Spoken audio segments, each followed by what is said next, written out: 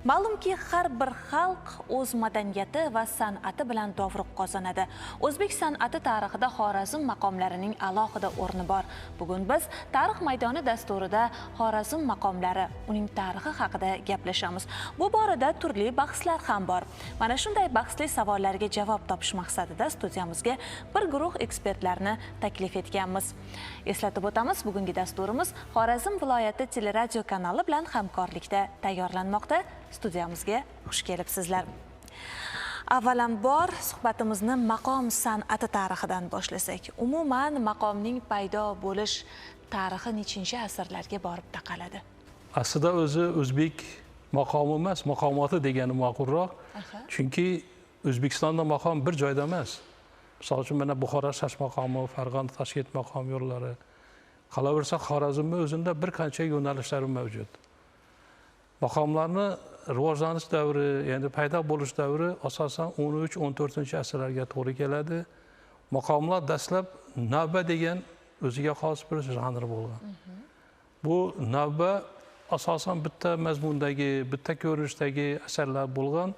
Bu haqida dastlabki ma'lumotlar Abduqodir Marog'iyning risolalarida mavjud va yana shunga mos ravishdagi tarixiy ma'lumotlarni keltiradigan bo'lsak, Ziyo Bunyodovning Xorazm Anashtogelari degan bitta risolasi bor. O'shanda yozadiki, Xorazm shoh deydi, har bir g'alabasi uchun bitta navba bitgan va keyingi nimalarida u o'sha navbalarni o'zini sozandalariga, o'zini atrofidagi soz ahliga aytganki, endi buni navbati murattab qilamiz, ya'ni tartiblashgan navbalar qilamiz deb.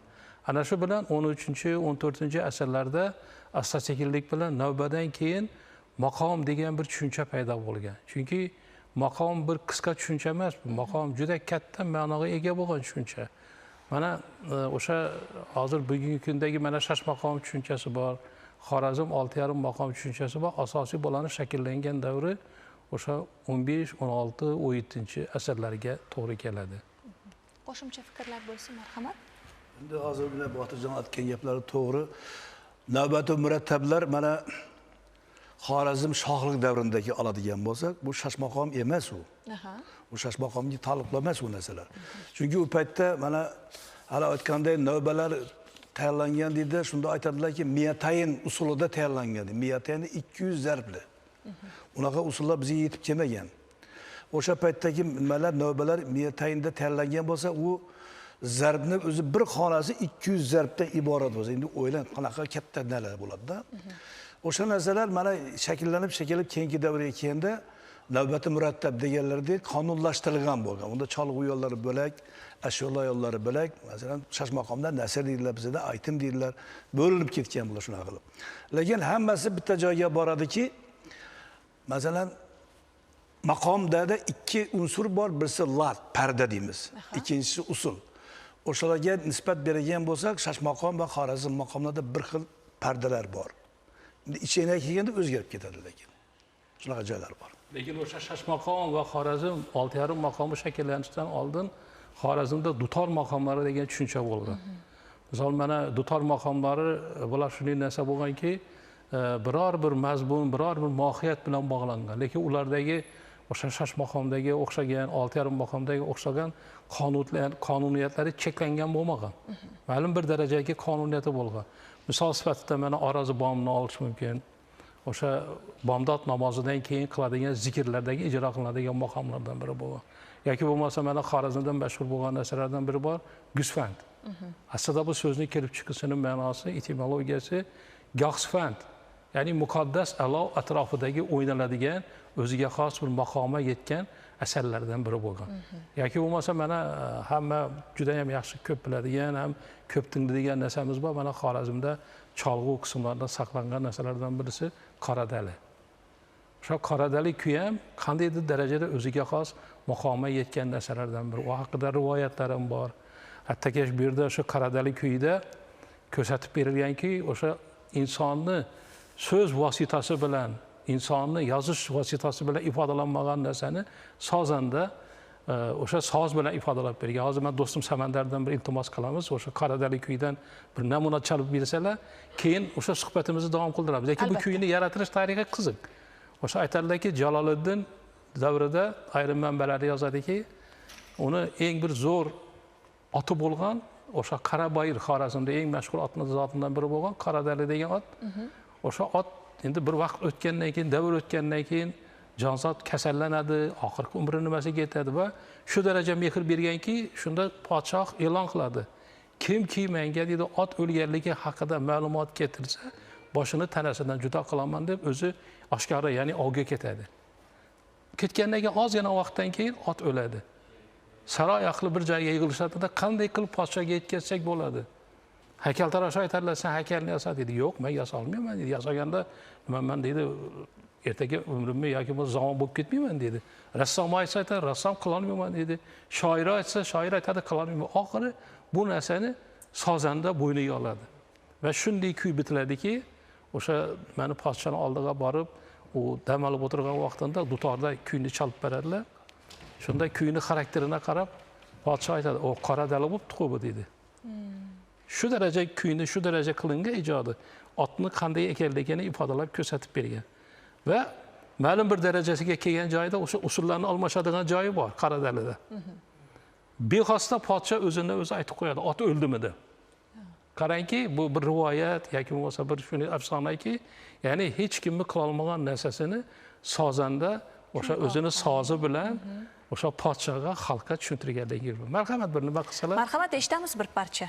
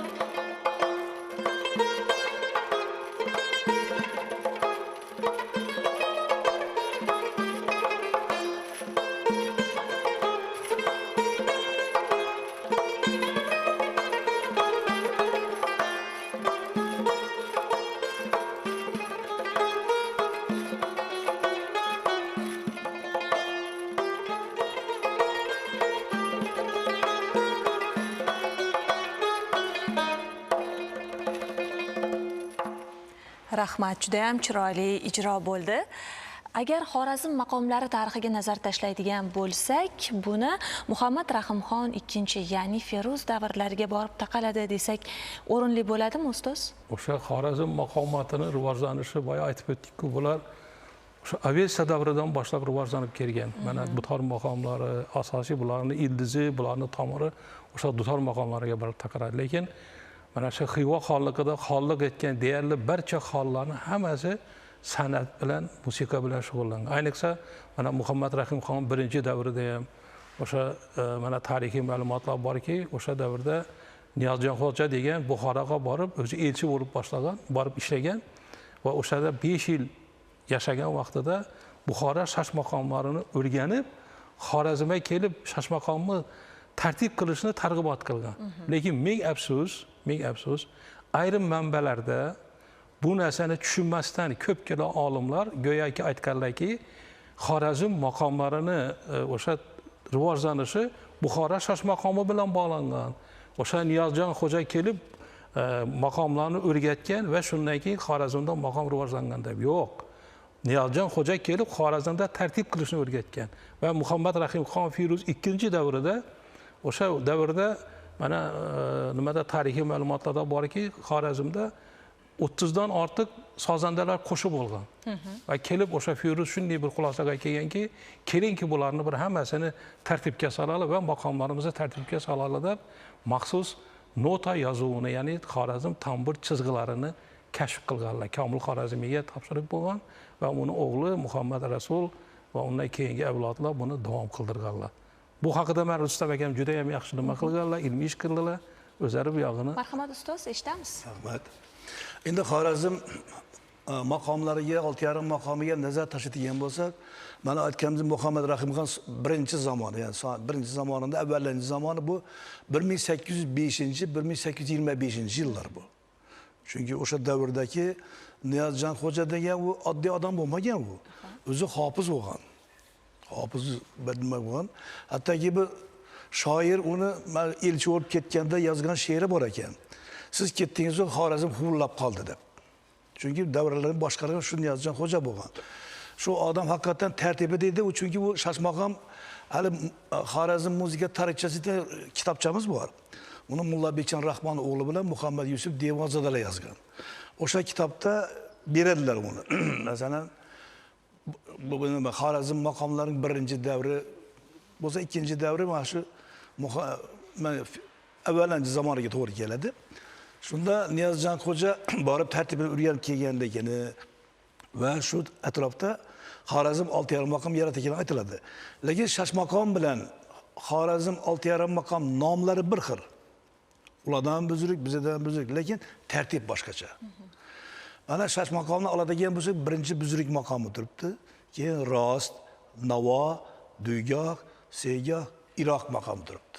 Shu tartibda kelgan. Endi 6,5 maqomiga nazar tashlaydigan bo'lsak, bu Feruzxon zamonidagi tartibi. Unda birinchi rost turibdi. Ikkinchi navo turibdi.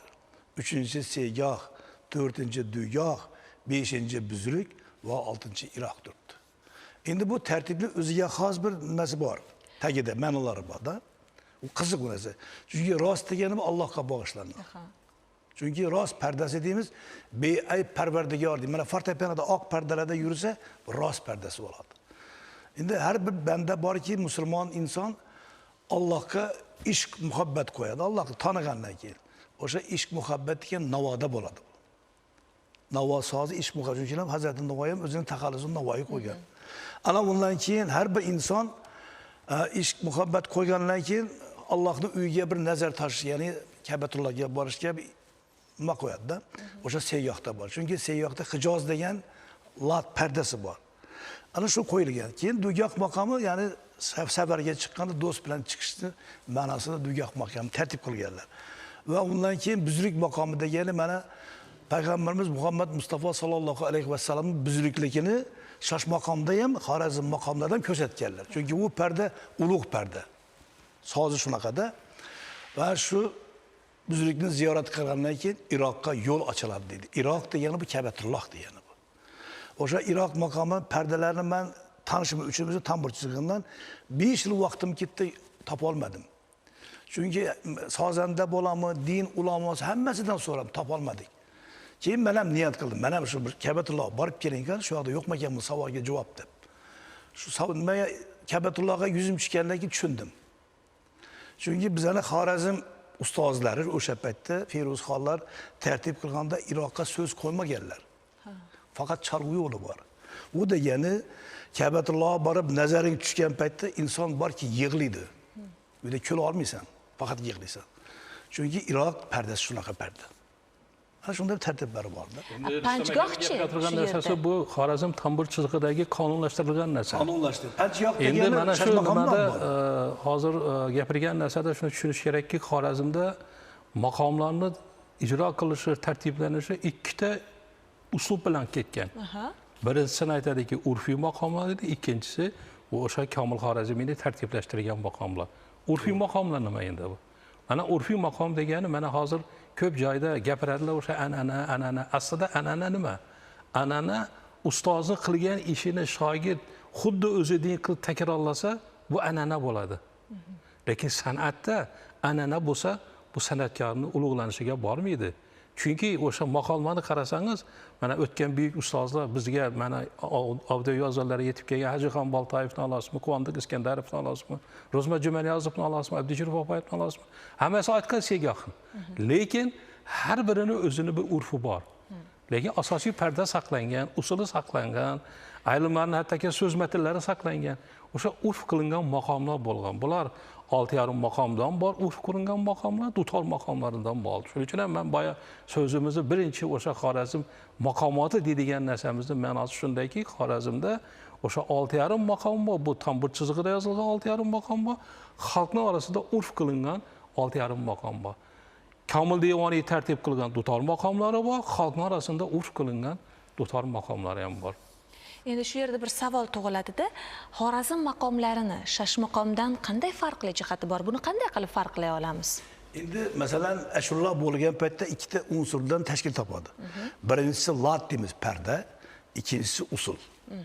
Masalan, Shashmaqomdagi ashurlarning hammaga ma'lum bo'lgan, masalan, nasr degan usulimiz bor. Bitta nasr usuli Xorazm bilan Shashmaqomni birlanib turaveradi. Agarda eng oxiri dumpa tak deb qo'ysang, bu Shashmaqom bo'ladi. Qani shu usulni bir chaling. O'sha aytilgan oxirgi. Mana nasr usulini ko'ramiz.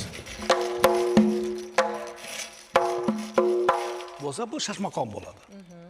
Endi shuni o'zi Xorazmda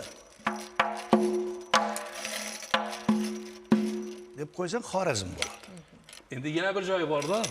Mana shu sheva, tilni shevasi asosiy narsa hisoblanadi. Men qanchalik gapirsam ham, qayerda gapirsam ham, mana ayrim bir harflarimdan darrov sezib qoladi Xorazmda ekanligini. Albatta. Hozir mana shu yerda mana hamkasblarimiz, do'stimiz Samandarlar shula tayyorgarlik ko'rib o'tiribdilar. Hozir mana shu Xorazmdagi urf qilingan maqomlardan bir namuna va Buxoro Shashmaqomidagi urf qilingan maqomlarning nomi bir-biriga o'xshash. Deyarli usuli bir-biriga o'xshaydi. Lekin qanday tomonlama o'sha urf qilingan tomonlari bilan bir-biridan farqli tomonlar bor. Marhamat.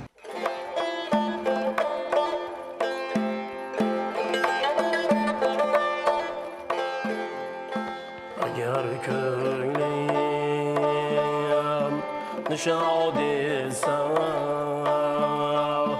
qo'shal shiroz janoni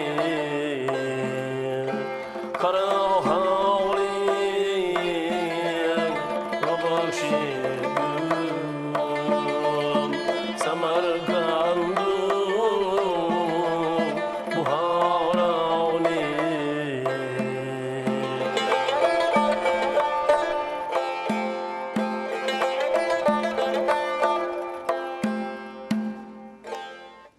Endi Shashmaqomniki.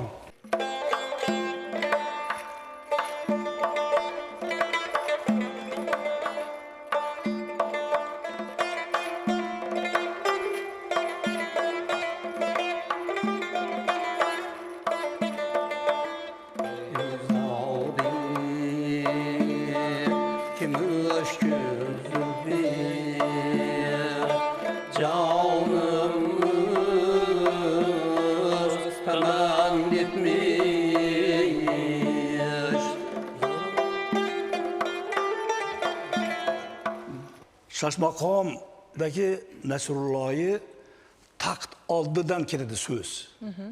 Chunki asosiy so'z taxt oldi ketib, keyin tushib ketadi. Parizodin deb ketadi. Xorazm maqomidagi Nasrullohi o'zidan ketadi-da. Ana shu bilan farqi, shu bilan nozik joyi bor-da bularning. Bir-biriga o'xshamasin deb qilganlar bunda. Har bir kuyning hujjati bu nota hisoblanadi. Xorazm maqomlarini birinchilardan bo'lib kim notaga tushirgan?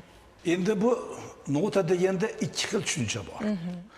Birisi zamonaviy nota deb tushunamizda, ikkinchisi tambur chizig'i degan notasi bor. Chunki ular tambur tablaturasi boshqa lekin. Bularning bir-biridan farqi bormi? Farqi bor, chunki tambur tablaturasi avvalambor arab harfida o'ngdan chapga o'qiladi. Hamda unda mesela cho'zimlar boshqacha u. Vida niqra bilan belgilangan. Har bir nuqta niqra deb aytiladi. Ya'ni muzika tili bilan aytganda cho'zim bilan, sakkiztalik cho'zimga teng bo'lganda zamonaviy notada Yevropa not tizimidagi notalar bular. Ya'ni o'sha o'zimizning do, Ha, re, bugungi mi, fa. kundagi. Agar bugungi kundagi nota bilan aytadigan bo'lsak, Xorazm maqomlari bilan shug'ullangan odamlar bor. Birinchisi bu Viktor Uspenskiy bo'ladi. Aha. 1924-yilda Shash maqomini notaga aytgan paytda o'zini maqolasida yozib qo'yibdi. Saqili Ashkurlarni ustozlar esidan chiqargan ekanlar. Bizlar shuni Xorazm tambur chizig'idan qarab tikladik deb qo'ygan yerlar. Shunda keladiki, Viktor Uspenskiy ham Xorazm tambur chizig'idan xabardor bo'lgan. Bu birinchi ustoz. Ikkinchisi mana Yelena Romanovskaya mana Xorazmga ekspeditsiya bilan keyin 1934-39-yillar. Shu odam, shu ayol kishi Matyaqub Xarratovdan Xorazm muzika chalg'u yo'llarini yozib olgan. Lekin zamoni zayli bilan vaqtda siyosat qattiq bo'lgan-ku. Shuning uchun Feruzxon bilan taalluqli bo'lgan, uning atrofidagi insonlar bilan taalluqli bo'lgan muzikalarni olib tashlaganlar. Agar mundirijiga qaraydigan bo'lsak, Xorazm tambur chizig'ida 78 chalg'u bor. Yelena Romanovskayaning kitobida 58 ta chalg'u bor. 20 ta chalg'u yo'qolib ketgan. Mana bu notaya olishganda, keyingi avlod mana bizda Matyas Yusupov ustozimiz, kompozitorimiz bo'lgan shu odam 1958-yilda Kamoljon Ataniyazov shular hammasi birlashib Xorazm maqomlari notasini ishlaganlar. Buni ishlaganda asosan Matpanata degan ustozimiz bo'lgan, u Xudoybergen Muxorkanning katta o'g'li. O'sha tiklab bergan bularga. Endi tiklagan paytda yana bir joyi borki, u Xorazm 6,5 maqomi notasidan tiklagan emas. Chunki Feruzxon zamonida uni uyinda sozandalar mashq qilganlar. Hattoki shuni men biladi tushuncha borki, Xorazm sozandalar mashq qilganda ularning atrofida otlar aylanib yurgan, tuyog'iga kiyiz bo'ylab, ovoz chiqmasin, boshqa hech kim eshitmasin buni deb. Shu paytda mana shu Matpanotada ham u sozandalarga choy kezib berib, eshitdan bu yoqda o'tirgan, ansamblda qatnashmagan. Shunda kelib chiqadi, bular hammasi Xorazm 6,5 maqomining chalg'u yo'llarini bilgan odam. Shularni mana Hajixon Boltayev, qolaversa Matyas Yusupov, ustozimiz Alazar Hasanov aytib bergan buni. Shular o'tirib mana Ko'naqaladan Ozod ko'chasida shuni tiklaganlar. U keyingi avlod. Undan keyingi avlodimiz bor. Ustozimiz bastakor, kompozitor Atajonov. Abchil ustamiz. Shu keyin Azad Bobanazarov degan ustozimiz bor, Alloh rahmat qilsin. Shular qul urib 80-yillarda rost maqomida chalg'ularni tiklaganlar. Undan keyin teatrda 1994-yilda menimcha yana bir guruh tuzilib, unda Azad Bobanazarov, Azad Ibrohimov degan ustozlarimiz ular tambur chizig'iga qo'l urganlar. Ular ham ish qilganlar, lekin ularning ishini biz ko'rmaganmiz lekin. Ana keyin 2000-yilga kelganda tambur chizig'ining yangi bir qo'lyozmasi topildi. O'sha bizlarga nasib qildi. Mana ustoz Botirjon do'stimiz bilan Samanda biz hammamiz birlashib shu tambur chizig'iga qo'l urdik. Mana bugungida shu tambur chizig'ida yozilgan asarlardan baxabar bo'lib qoldik-da, o'rganib. Masalan, o'zi umuman maqom tarixi haqida biz qaysi manbalardan eng ishonchli ma'lumotlarni olamiz? Endi mana hozir o'sha 6,5 maqom haqida gapirganimizda mana tarixiy manbalar to'xtalib o'tib ketdik. Bugungi kunda biz uchun eng bir ishonchli manbalardan biri bo'lgan o'sha Xorazm musiqiy tarixchasi Mullabek Sharrahmon o'g'li Ahmad Yusuf Xarratov tomonidan yozilgan bundan 100 yil oldin. Ana shunda Xorazmdan maqomlarni tartiblashishi, ularni hattoki ijrochilari haqida, ularni tarix haqida, kelish tarix haqida qisqa ma'lumotlar berilgan. Endi o'sha o'tgan asrning 30-yillaridan keyin mana boshqa mimtoz musiqamizni boshqa janrlari kabi maqomlar ham ancha bir qarama-qarshi narsaga uchragan. Hattoki mana eslasangiz o'sha buyuk sozanda Turg'un Alimatov o'zi haqida gapirganlarki, shu O'zbekiston radiosiga dutor olib kelgan vaqtda radioga kirgizmaganlar. Eskilik sarqitdi deb. Dutor maqomlarni umuman ijro qilish, aytish mumkin bo'lmagan. Shunday bo'lsa, mana o'sha 40-yillarga kelib ozgina bir shularga qaytishib qolgan, hozir mana Rustam aka aytib o'tgan edi, shu maqomlarni keyingi avlodda saqlanishida ikkita buyuk inson, bu Kamoljon Ataniyazov va Matyaqub Xarratovning o'g'illari Xudoybergen Muxorkanning xizmatlari juda katta bo'lgan.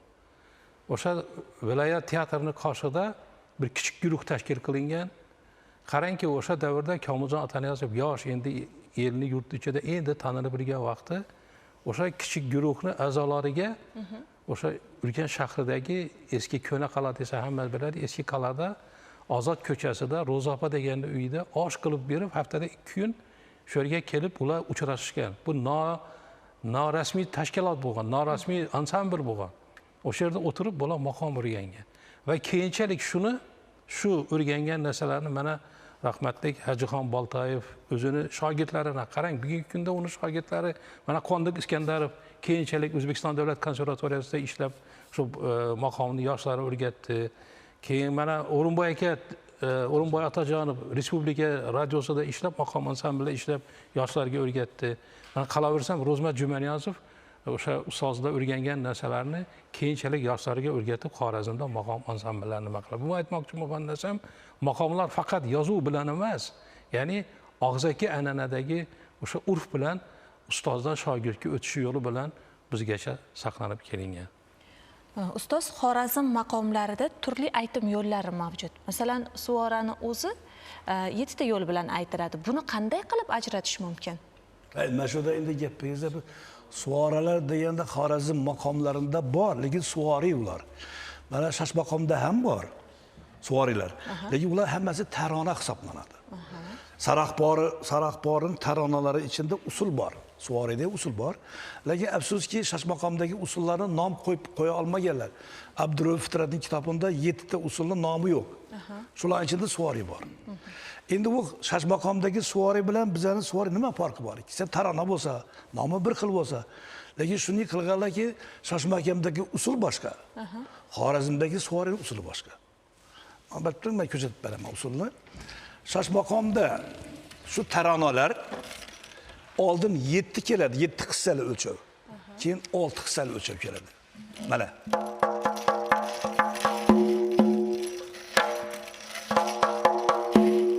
Mana shu o'lchovda ketadi taronasi. Endi bizdagi tarona unday emas. Uni 7 6 deydi, teskari qilamiz, 6 bilan 7 qilsak bu Xorazm suvorilar, suvorisi bo'ladi. Endi bizdagi suvori bilan ularning suvorisi nima farq bor yana? Ularniki mayda, hajmi kichkina tarona bo'lib ketgan. Bizdagi 6 ta maqomdagi suvorilar har qaysi bir katta bir asar hisoblanadi. Hozir men Xorazm suvorilardan bittasini men o'zi eshitib ko'ramiz mana. Marhamat. Rasman mana shu yana 50-yillarda bir shunday urf bo'lgan. O'sha Xorazm maqomlarida kitob chiqish jarayonida Xorazm dutor maqomlari, Xorazm 6,5 maqomi, Tambir chizig'i yo'lidagi maqomlarning hammasini bitta nom bilan atab bir joyga olib kelib bog'lab qo'yganlar. Ya'ni Xorazm maqomlar. Hozir siz shunday savol berdingiz. Suvoralarmi, suvorilarmi? Lekin albatta. Mana buni ijrochilar yaxshi biladilar. Suvora boshqa narsa. Suvoriy boshqa narsa. Keling, shuni farqini bilaylik avval. Mana hozir suvora nima-yu, suvoriy nima? Endi biz yosh paytimizdan ustozlardan eshitganmiz, mana maqom ansamblida ishlaganda O'zbekiston xalq hofzi Ro'zmatiga Jumaniyozov zaman aytib berganlar, u Hajixon Ustonning shogirdi. Ustozning shogirdi o'tib kelyapti. Biz endi Hajixon aka navara shogird hisoblanamiz. Shunda aytadi, suvoralar deb. Bu suvoralar alohida turkum, bu Xorazmga xos. Mana tanavallar, vodiyga xos bo'lganda suvoralar Xorazmga. Bu turkimiz alohida. Endi suvorilar degani suvoriylar har bitta maqomda bo'lmasa, 6,5-6 maqom bo'ladigan bo'lsa, 6 ta suvoriy bor. Shash maqomda ham 6 ta maqom bo'lsa, unda ham 6 ta suvoriy bor. Lekin suvora boshqa narsa. Mana davr kelganda aytib o'tamiz, vaqt kelganda Ozodagi Ibrohim sahih suvoriylar deb kitobini chiqadi. 5 ta suvorani hammasini saftilar bilan birga notaga olib yozib, suvoriy deb nom qo'yadi. Shu Ozodagi davrga kelib, ungacha suvora deb aytganmiz, shunda eshitganmiz ustozlardan. Hozir biz shu chapamdagi suvorani ozgina aytib beramiz mana. Marhamat, eshitamiz.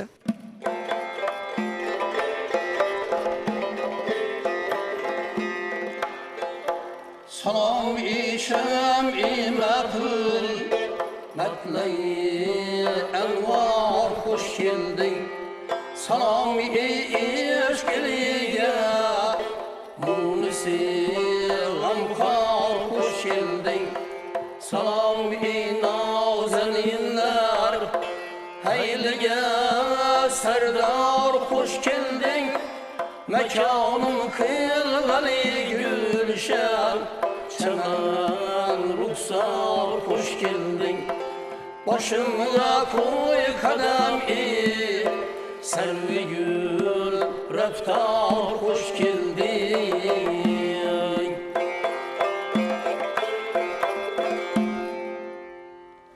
Hozirgi aytilgan ijro bu suvora. Chapandoz suvara Endi suvoriydan bir Suvoriydan. eshitsak. Ava. Do'yoq suvoringiz.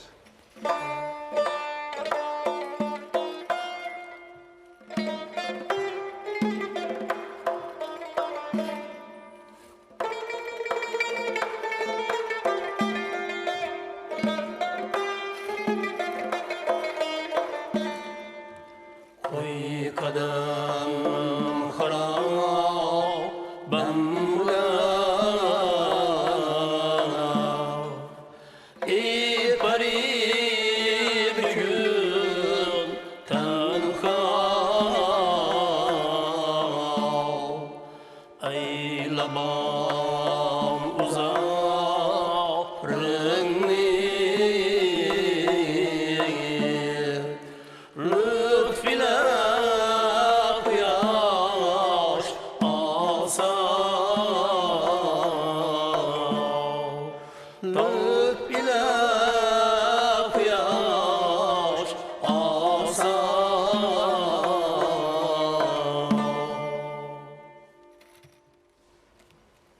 Mana Xorazm maqomidagi suvoriy bular. To'ygoh maqomini suvarisiz. Dugoh maqomining suvoriysi bu. Hali boshda aytganmiz, Xorazm chapandozi suvorasi. 5 ta suvoram bittasi.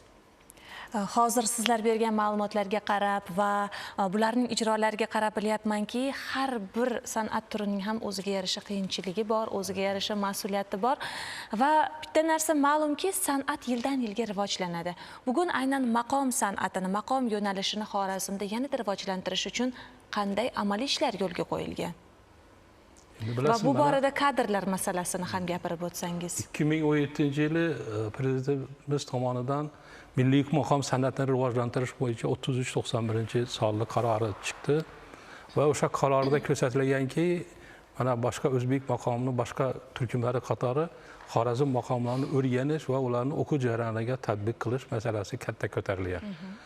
Mana shu munosabat bilan mana bizning universitetimizda o'sha davrdan boshlab 17-yildan boshlab ikkita o'sha dissertatsiya himoya qilindi va bulardan tashqari mana bir qancha magistrlik dissertatsiyalari va shuningdek mana Xorazm maqomlarini o'rganish borasida o'quv jarayoniga tatbiq qilindi. Mana yana bir quvonchli tomoni mana Xorazmda Urganchda maqom maktabining ochilishi. Mana shu maqom maktabining ilk mevalari mana hozir oliy ta'limga keldi bular. 5 yil bo'ldi ochilganidan. Mana bizning universitetimizda milliy o'sha maqom maktabini tugatib kelyaptilar. Bulardan tashqari o'sha maqom maktabidan nafaqat maqomlarni, Xorazm daston yo'llarini, Xorazm xalfa yo'llarini, umuman Xorazm qo'shiqchilik san'atiga xos bo'lgan narsalarni bu maqom yo'lga ko'tarib. Yana bir quvonchli narsa, mana Xorazmda maqom markazi ochildi. Bu yerda mana aka-uka Eshchonovlar rahbarligida Xorazm maqom, namunaviy maqom ansambli faoliyat yuritmoqda. Ular hozirda o'sha Xorazm urfiy 6,5 maqomini to'liq ravishda ijrolarini yangidan ijrosini nima qildilar, ishladilar va bulardan tashqari yaqinda men eshitishim bo'yicha bular o'sha shosh maqomidagi buzurlik maqomini ham ijrolarini magnit yozuvlarini qilib, ularni ham o'zini nimasiga dasturiga kirgizganlar. Endi shu yerda yana bir narsaki, mana urfiy maqomlarni ovoz yozuvlarini qildilar o'sha aka-uka Eshchonovlar, O'zbekiston xalq artistlari. Keyin bizlarning iltimosimiz bilan Xorazm tambur chizig'ini rost maqomlar ham ijro qildi ular. Ohanglari va hammasi qildik. Endi Navoga kelganda ularning vaqti bo'lmay qoldi. Endi Navo maqomini ham yarmisini biladilar. Chunki urfiy maqom bilan Xorazm 6,5 maqomidagi ohanglari eshitsangiz, xuddi eski qadimgi tarix Xorazmga tushib qolganda bo'lasiz 6,5 maqom ohanglarida. Bu urfiy maqomlarda zamonaviy bugungi kunning hayoti ichida tasvirlanadi, ko'rinib turadi. Shu endi men ichida yurganimdan keyin menga shunday seziladi bu. Keyin yana bir joyi borki, mana 6,5 maqomlarida chalg'u yo'llari dedik-ku, chalg'u mushkulotlari bor. Abdurov Fitratning o'zbek klassik muzika tarixidan kitobchasi bor. Shunda shosh maqomining usullarini olib keladi u. Jadval qilib olib keladi va oxirgi usuli bor. 24-usulni C usul deydi. O'sha C usuli nomi bor. usuli ham bor, lekin Shashmaqomda saqlanmagan, bittasi ham yo'q. Xorazm 6,5 maqomida tambur chizgilarida 5 tasi saqlangan shuni. Men qiziqib Panjgoh maqomidagi qanaqa ekan o'zi bu nima narsa ekan deb Panjgoh maqomida ishlab ko'rdim bittasini. Unda usulidan ma'lum bo'ladi. Birinchi Muhammad usuli keladi. U 16 taqdan iborat. Ikkinchisi Nimsaqil usuli keladi. U 12 taqdan iborat. Va oxirida Zarafshon usuli 10 taqdan keladi. Hammasini qo'shganda 38 taqli usul bo'ladi. Bugungi kunda yoshlarimizga qiyinlik qiladi, chunki bu narsalar og'irroq. Endi vaqti kelib babram nimaga hayotga tatbiq qilsak kerak, vaqti bilan. Chunki bu tambur chizig'idagi maqomlarni asosan saroy ahlidagi maxsus sozandalar ijro qilganlar. Oddiy sozandalar, elning ichidagi yurgan sozandalar uni ijro qilish imkoniyati kamdan kam bo'lgan. Endi bu yerda hozir biz ko'pincha 6,5 maqom haqida to'xtalib o'tdik. O'sha 6,5 maqomdan ham eng qadimiy bo'lgan, boya aytib o'tganimizdek, dutor maqomlari ham bor. Mana shu dutor maqomlar ham yana shu navbati kelganda u ham tiklandi. Bu ham talabalar tomonidan o'sha dasturga kiritildi va dutor maqomlarini ham o'sha komil devoniy qilgan variantini hozir mana hamkasblarimiz agarda xohlasalar 1,5 yil ijro qilib bersalar, bulardan tashqari mana Ulug'bek ijrosida, Samandar ijrosida shunday chiroyli chiqqanlari bor. Urfiy yo'ldagi Majnundali maqomi bor. Xalq tilida buni qaradala deydilar. Bu xalq qo'shiqlarini aylanib ketgan maqom yo'lidagi narsalardan biri. Agardagi imkon bo'lsa, agardagi nimasi bo'lsa, qaysi biringiz bo'lsam ijro qilsangiz eshitamiz.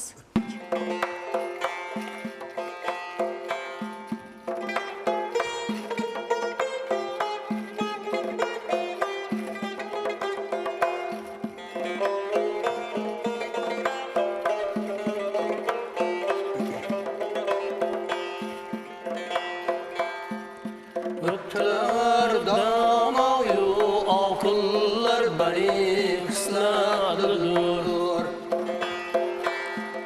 Kim kimine takın her bir sözü hikmetlidir. Sen kazan yüzü kara deyip atma nefret taşını. Sen kazan yüzü kara deyip atma nefret taşını. Türlü nimet içine daim pişip lezzetlidir. Türlü nimet içine daim pişip lezzetlidir.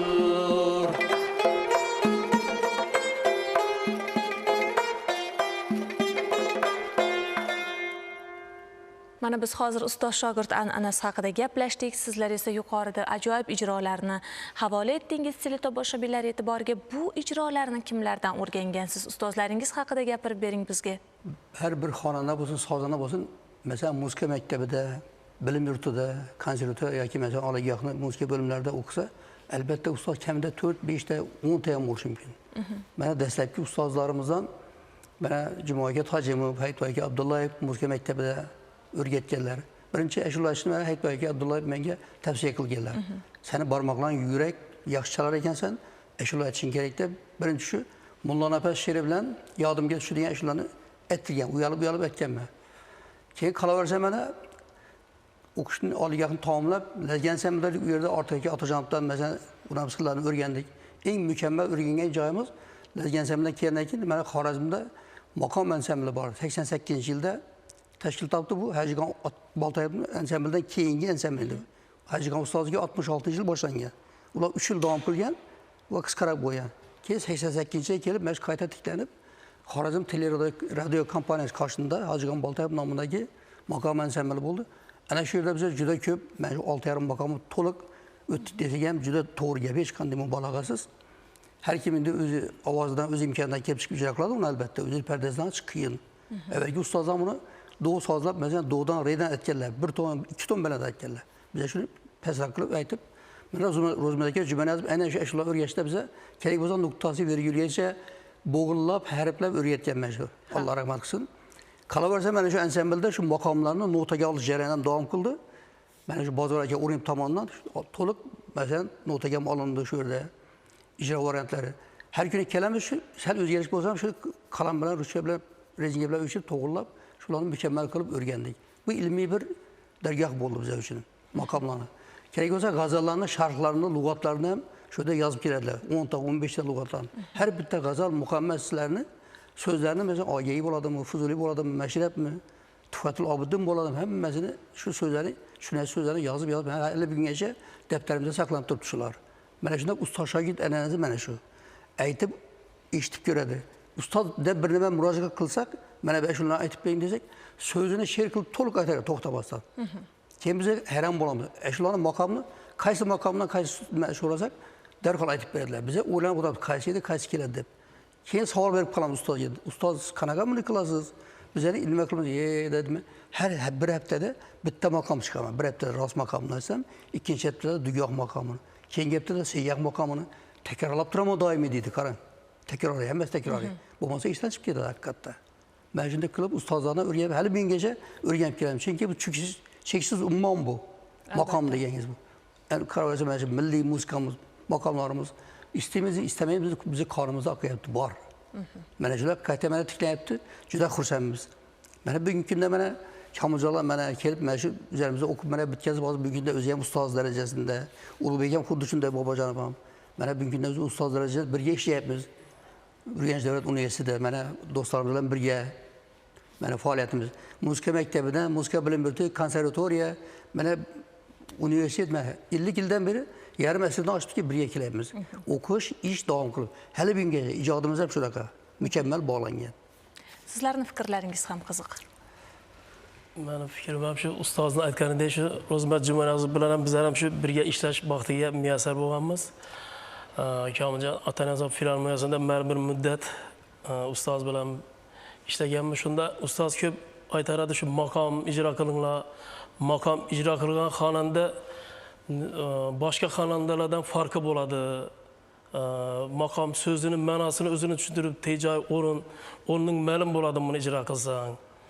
Deb ustozlardan ko'p o'gitlarni o'rganganmiz. Qolaversa keyinchalik 2009-yilda shu prezidentimiz tomonidan tashkil qilingan namunaviy maqom ansamblida 2009-yildan 21-yilgacha shu yerda 10 yil davomida birga ishlab bir 4 ta maqomni shu respublikamizni oltin fondidan tushishga muyassar oldik. Shu aka-uka ishchilar bilan birgalikda shulardan ko'p narsani o'rganganmiz. Ro'zmat aka Jumanazovdan, Samandar ustozdan ko'p narsani, Rustam omlardan, Botir omlardan ko'p narsalarni o'rganib, hozirgi kunda bizlar ham ustozni aytgandek shu qo'limizdan kelganicha shogirdlarga o'zimizda bor bilimni shogirdlarga o'rgatib turibmiz. Mana ustozlarimiz aytganidan men ham shu oliygohga talaba bo'lib kelgan paytimdan shu maqomi yoshlikdan mehrim tushgan. Yoshlikdagi ustozlarimiz ham shu ustozni aytganidan maqom ijro qilsang, qolgan qo'shiqlarni ijro qilish hech qiyinchilik darajasi bo'lmaydi deb aytaradi. Haqiqatan ham shuni o'rganish jarayonida shunga amin bo'lganman. Domlamiz aytganidan dutor maqomlarini 2003-yil bu talaba paytimiz. Birinchi marta taqdimotimda qatnashish baxtiga muyassar bo'lganman. Bu konservatoriyada taqdimoti bo'lgan buni ilk bor. Hozirgi kungacha kelib ustozlarimiz bilan birgalikda yosh talabalarga o'zimiz bor bilimimizni yosh yetishib kelayotgan xonandalarga ta'lim tarbiya berib kelmoqdamiz. Rahmat.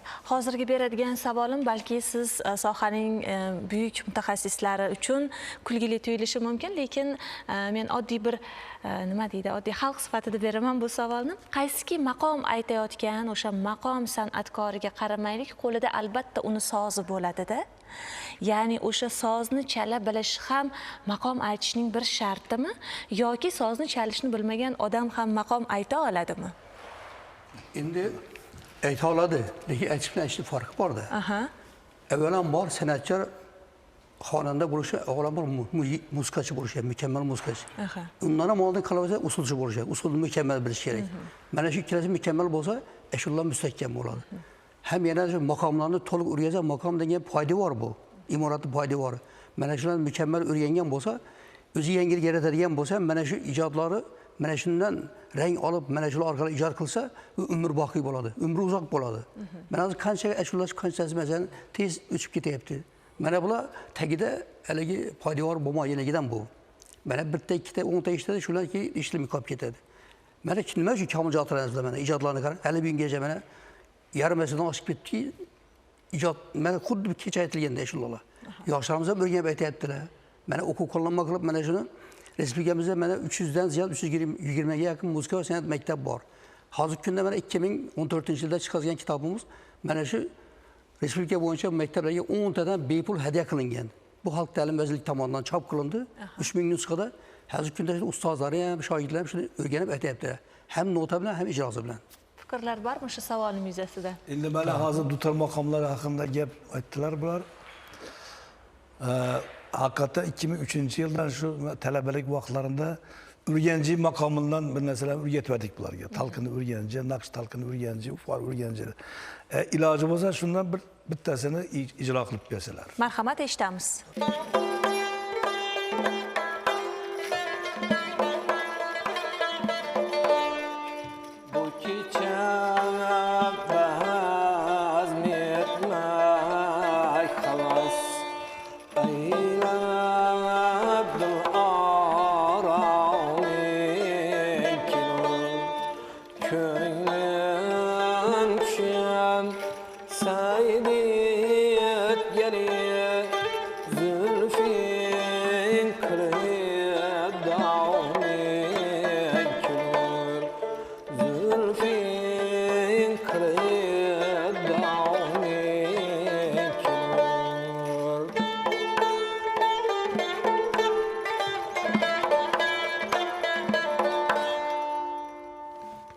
Rahmat chiroyli ijro uchun. Maqom yo'nalishini tanlagan o'sha ijodkorda deymizmi yoki san'atkorda deymizmi aytish joiz bo'lsa, u kuchli xotiraga ham ega bo'lishi kerak ekan-da. Hozir bu ijrolarni eshitib shunday bir xulosaga kelyapman. Albatta, albatta. Chunki Bolaboqsh otamizning aytgan gapi bor. Shu ta'rif beradi-da. Agar dedi muzika, soz eshitmoqchi bo'lsang, maqomni tinglagil dedi. Agar dedi so'z tinglamoqchi bo'lsang, suvoralarni sen tingla dedi. Agar voqea bilan anglamoqchi bo'lsang, unda baxshlarni tinglagil dedi. Ko'ring qanaqa ta'riflar berganda, shunda yerda maqomda asosan ohang bor. Mana suvoralarda bunda xalq ashyolarda bunda so'z bor. So'z bilan asosiy bo'ladi. Baxshida bunda voqealiklar bor. Bu voqeani ko'rsatib beradilar. Mamlakatimizda an'anaviy tarzda o'tkazilayotgan xalqaro maqom festivalining bugun xalqaro ahamiyati qanday? Bilamiz, unga butun dunyodan o'sha ishtirokchilar keladi. Uning xalqaro ahamiyati haqida gapirsangiz. Endi qarang, u xalqaro ahamiyat shundan iboratki, avvalambor nomaddiy madaniy meros deb mana shu Shashmaqom UNESCO nimasiga reprezentativ ro'yxatida o'tgan. Nomaddiy madaniy meros ro'yxatiga kiritilgan. Kiritilgan. Chunki bu butun dunyo buni biladi. Shuning uchun Shashmaqom deganda hamma shunga intiladi, shundan bir boxabar bo'lish, shunga bir ma'ruza qilish. Shu deganda mana 3-xalqaro mana bir yig'inlar anjuman bo'layotganga biz ham taklif qilinganmiz bu otir bilan. Biz ham boramiz unga. Endi bu yerda meni eshitishimcha 80 davlatdan taklif tushgan, bizlar ham qatnashamiz deb. Buni o'zi katta gap. Masalan, o'zbek muzikasini, shu maqomlarni butun dunyoga yoyishda hamma davlatdan kelsa katta gapda bu. Ham nima deydi, obro'y katta-da shunday. Bu ichida Shashmaqom va Xorazm maqomlari va dutor hammasi keladi bunga. Chunki o'zbek hammasi o'zbek maqomlari-da bularni. Shu bilan mavqei katta bo'ladi-da bularni. Ustoz. O'sha forum sharq maqomlarini yangi tendensiyalar deb nomlangan. Endi mana shu nomlanishida ham o'ziga xos xususiyati bor. Ya'ni bu forumda faqat bu Xorazm 6,5 maqom va Buxoro Shashmaqom va Farg'ona Toshkent maqom yo'llari emas, butun sharq xalqlariga xos bo'lgan maqom ijrochilik an'analari, maqomlarni ijro uslublari qilinadi va o'sha forumda hozir nimasida dasturda keltirilganki, bu yerda tanlovon bo'lar ekan va katta bir xalqaro konferensiya o'tkaziladi. O'ylaymizki, mana shu o'zbek maqomi, o'zbek maqomati bugungi kunda butun dunyoga chiqdi desak ham xato qilmagan bo'lamiz. Bugungi kunda aynan maqom yo'nalishini rivojlantirishda ustoz shogird an'analari qanday davom etyapti?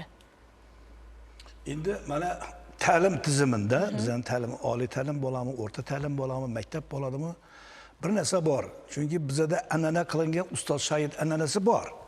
Bunga hech nima yo'q, shubha yo'q.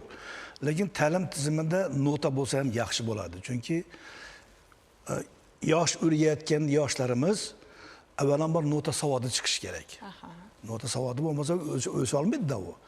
Shu jihatdan mana bugungi kunda Shashmaqom ham Xorazm maqomlari ham ta'mir talab bo'lib qoldi. Chunki yoshlarning o'zining ovoz nimasi bor, chegarasi bor-da. Shu chegaradan o'ta olmaydi ular. Shuning uchun ularga moslash kerak buning uchun. Moslash uchun mana shu notalarni boshqadan ishlashga to'g'ri keladi. Bu gapingiz bilan aytmoqchisizki, ovoz chegarasi davr tanlaydimi? Davr emas, yosh tanlaydi. Chunki yosh 12 yoshlar bolalari, ya'ni nimada ovoz imitatsiya bo'lmasa aldagi davr bor ular yoshlik. Keyin imitatsiya davridan keyingi ovozlar bor. Shunga har bir masalan mana maqom maktablari bor, mana ixtisoslangan maktablar bor. Shularda shularni ovoziga moslab to'g'rilash kerak-da uni. Katta yoshdagilar endi ular boshqa u. Ham professional ijrochilar bor, ularniki boshqa narsa. Ana bugungi kunda mana Shashmaqomning o'zi ham notasi bor. Yunus Rajabiy tomonidan ishlangan nota bor. Agar nota bilan ovoz yozuvini tinglab ko'rsangiz bir-biriga to'g'ri kelmaydi. Uni eshitmoqchi, o'rganmoqchi bo'lgan odam qiynaladi.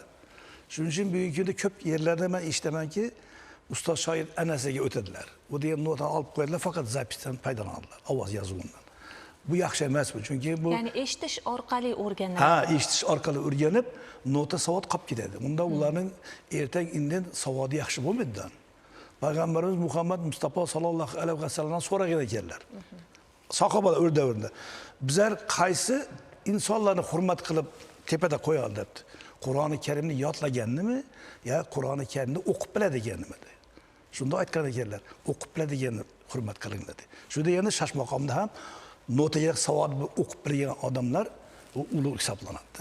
Mana bugungi kunda xalqaro miqyosda Xorazm maqomlari, Xorazm xalq kuylari magistrlik dissertatsiyasi qilib olgan inson bor. O'zi Amerikada yashaydi, lekin bugungi kunda Angliyada o'qiydi ekan u. Magistrlik birinchi kurs, shunga diplom ishini yozish uchun bizga Xorazm ekan. Bugungi kunda Xorazmda u. Men bilan uchrashib, shu nima qildi, gaplashdik. Men hayron qoldim bitta joyiga. Masalan, o'zi amerikalik bo'lsa, Angliyada o'qiyotgan bo'lsa, o'zbek tilida bemalol gaplashib beradi. So'ng men savol berdim, qanaqa o'rganding bu o'zbek tilini desam, men dedi bakalavr paytimda 1-2 kursda rus tilini o'rgandim, 3-4 kursda o'zbek tilini o'rgandim dedi. Men aytdim, nimasiga qiziqib bu Xorazm bilan olding, mumtoz muzikasini olding desa, men shu haqida juda ko'p ma'lumotlarni bilmoqchiman dedi.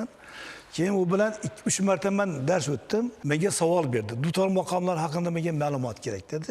Shuni ertaga o'tamiz. Mana Xorazm 6,5 maqomlari, urf maqom, Xorazm urfiy maqomlar, Shashmaqom haqidagi ma'lumotlarni oldi u. Mana ularda may oyida o'qish tugab, may, iyun, iyul, avgust, sentyabr 5 oy davomida magistrlik dissertatsiyaga material to'plagan ekan bular. Shunga kelgan. Yana bitta yigitimiz bor, u Kanadadan u. U Xorazm lazgisini bilan shug'ullanadi, o'zi maqomlarga raqs qo'yadi. U ham kelib yaqinda mana biz bilan uchrashib, mana shu mavzudagi narsalarni olib ketdi.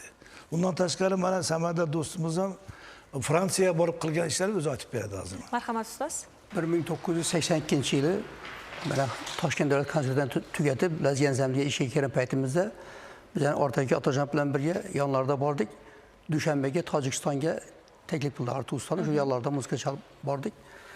Bu Barbodning butun dunyo miqyosida o'tkazilgan ilmiy anjuman ham simpozium qilib shunaqa o'tkazdi. Bir 40 dan ziyod davlatdan odam, Yaponiya, Germaniya, Fransiyadan, Amerikadan mutaxassislar, muzikashunoslar. Shunda Xorazmdan Ro'zmaraga Jumanaz borgan ekanlar, O'zbekiston xalq hofizi. Mana shu ijrolarni eshitib haligi yaponlar, mana Germaniyadan kelgan 5-6 ta nimalar shu o'zlari moytaponi, mikrofon emas, tayyoranda shuni uxlatmasdan kechasi xonalarga taklif qilib, ertalabgacha suhbat, tarjima, ijro. Bular qarab talab qilyapti. Yaponiya, Germaniya, Fransiyadan kelgan hammasi hayron bo'ldik biz. Biz keyin borib uxladik. Ertasi kuni Ro'zmaraga aytibki, ertalabgacha men uxlatmadilar. Shunday aytdilar menga dedi. Maqomlardan aytdim dedi, keyin nasihat qo'shiqlardan aytdim dedi. Zabt qilib olib ketdilar shu yerda. Qan qizi bu birinchi. Keyin 2000-yilda biz Yaponiya safariga bordik. Mana Xorazmdan 8 ta odam, Toshkentdan 4 ta, 12 ta mana raqqosan bashida xonandalar, sozandalar mana shu 65-70 kunga yaqin bo'ldi. 2 marta safar bo'ldi. Shunda bir Elektrza shahriga bordik. U yerda ham shu bizga yozib bergan programmalar ruschaga tarjima qilib, shundan o'zaro tiliga tarjima qilingan. Ma'nosi, mazmuni, bastakori kim, shoiri kim, she'r nima demoqchi deb hamma narsa yozilgan. Bizdan yaxshi tushunib oldilar ular. Qarasak, qasqoqda kitobcha, hamma programma 18 ta nomer bo'lsa, 18 ta ham sharhi bor. Shunday qilib o'tiradi, ko'zini yummasdan eshitib, maqomlarni eshitadilar. Mo'ytim bular qanaqa ishlar ekan bular? Xorazm Nasrullohni aytamiz, masalan, Suvora aytdik, oxirida Lazga aytdik, Go'sman Sadra aytdik, keyin Chamijot yozib aytgan qo'shiqlardan ijro qildik, Ma'murjon Uzoqdan shulardan ijro qildik. Shunday o'tiribda bir-biriga hatto yonboshga ham qaramasdan o'tirib eshitdilar, yozib oldi, zapis qilib. Chiroqlar ustida, chiroq yangani qarasak shu 1700-2000 ziyod katta zallar, to'la, odam to'la. Hayron qoldik. Mana xorijlikdan qizishi. Bu milliy musiqamizga, istirodat zamonaviy emas. O'zimizning qadimgi maqomlarimiz, ustozlarning aytgan ijrolari. Keyin Fransiya borganda xuddi shunday bo'ldi. Fransiyada, Shveysariyaga borganda maqomlarni eshitdilar, faqat maqom. Mana qiziqish. Milliy musiqamizga. 2008-yilda hozir Samandar aytgan esimga tushib ketdi. Bizani mana bugungi kunda O'zbekiston xalq hofizimiz bor, Ochilbek Matchonov. Shu bilan bizani Shveysariyaga katta bir konsertga chaqirdilar. Shundagi rejissyori menga savol berdi. Sizlarda dedi, katta ashula degan janr bor, ha dedi. Shu bilan konsertni boshlasak bo'lmaymi dedi. Mayli dedik. Shu bilan Ochilbek Farg'ona Toshkent yo'lida katta ashula bilan boshladi. Endi ikkitamiz chiqqanmiz, zol to'lib o'tiribdilar. Men aytdim, bular qanaqa qilib tushirdi ekan bu narsaga deb hayron bo'laman aytganda. Shunda katta ashula bo'ldi, Xorazm maqomidan, Shash maqomidan hammasidan bo'ldi. Oxirida Lazgiga o'yin qo'ydik. Ikkita odammiz, boshqa yo'q. Ham o'ynash kerak, ham ashula aytish kerak. Shunda men aytdim, Ochilbek dedim, Omonayda boshlaganimda doira chataman, sen ashulasini boshlaysan. Keyin Omonay tamomoniga senga doira beraman dedim. Men o'yinga chiqaman. Yaxshi dedi. Shu bilan u Omonay dumbong pankdan doirani oldidan ketdi ashulasini aytib, men qayroqni olib o'ynab boshladim, raqs tushib. Shunda bir qari chol bilan kampir o'tirdi. Yanqilar oldima kelib bir narsa deb gapirib tushunmayman-da, nima deyapti ekan bu debdan. So'ng tarjimani chaq nima deyapti bular dedimdan. Hali o'ynagan patingdagi qo'lingdagi tovush nima tovush bu dedi. Tosh. Ha, qayroqda tosh bilan temirdan chiqadigan tovushga hayron. Hali hakkasini qo'lida ikkita bor, dollarni teng qilib bir boqib shuni urib bizga beryapti. Shuni Ochilbekka hazırlashdim. Endi bu yoqda endi boshlandi, endi tanga soziq boshlandi debda. Shunaqa ham bo'ldi bu voqeamiz. Shunda bir qiziq voqea bo'lgan, masalan, ikkalamiz Jenevada yuribmiz, lekin bitta joyini bilmay qolibman men. Mana bu Feruzxon zamonida Qalandar Dönmez degan bir insonimiz Xorazm 6,5 maqomni fortepianoda ijro qilgan ekan. Shuni perfa kartalar bugungi saqlanadi, lekin chaluv asbobi yo'q. Biza borgan joyda buni muzeyi bor ekan. Keyin bilib yuribman uni. Men borgan bilganda shu muzeyga kirib kelardim shuni. Afsus ko'rmadim lekin. Maqomni bilgan odam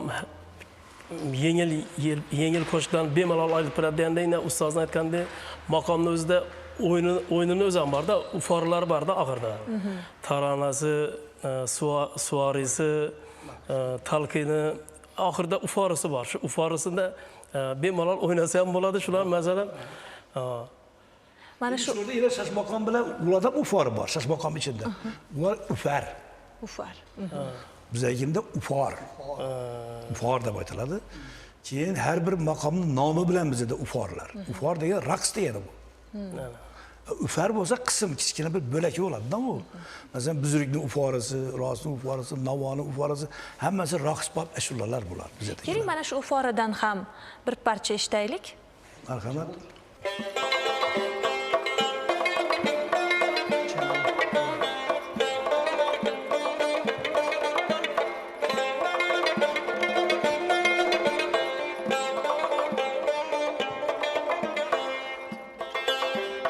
چمدی بهار هستی همه رنگ یار دارد می می کدا بکلی همه رنگ یار دارد دفچنگ بر بدونی همه در فغان شده از وی کمجا مساقیو می همه در دلار دارد کمجا مساقیو همه رنگ یار دارد